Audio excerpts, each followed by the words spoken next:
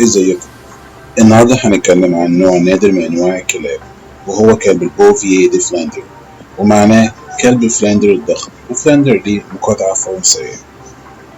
أولا، تاريخ النوع بتنحدر سلالته من فرنسا، وبيرجع تاريخ السلالة لأكتر من 100 سنة، يعني حوالي سنة 1912.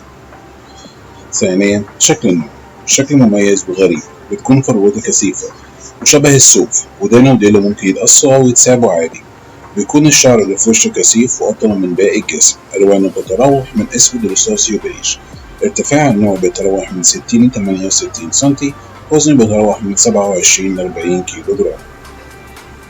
ثالثا، استخدامات النوع كنوع مازال بيستخدم في كلب رعاية وحراسة. رابعا، سلوك النوع كلب ذكي جدا وسريع التعلم، ولكن شخصيته قوية وعنيد. شرس وقت اللزوم ومش خواف، محب جدا للعيلة والأطفال. خامسا، رأي الشخص من الأنواع العنيدة والذكية جدا، وده بيسبب إن الكلب مش بيسمع الكلام لو شخصيتك مش مسيطرة عليه. كمان بيتميز الكلب ده بقوة جسدية رهيبة، وعشان كده هو بارع في رعي الماشية الضخمة.